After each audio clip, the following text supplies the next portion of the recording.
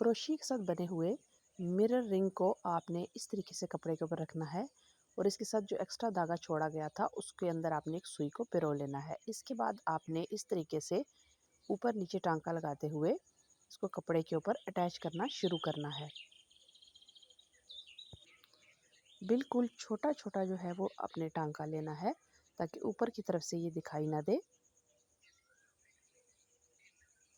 3 से 4 जो है वो टांके लगाने के बाद आपने मिरर को ले लेना है और इस तरीके से इस रिंग के नीचे रख के एडजस्ट करना है और इसके बाद दोबारा से आपने वैसे ही टांके लगा के इसको पक्का कर देना है।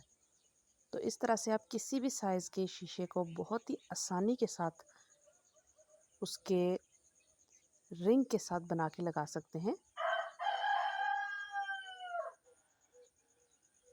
क्रोशिया से बनाए इस रिंग को आप बहुत ही कम वक्त में किसी भी किस्म के कपड़े के ऊपर इजीली अटैच कर सकते हैं।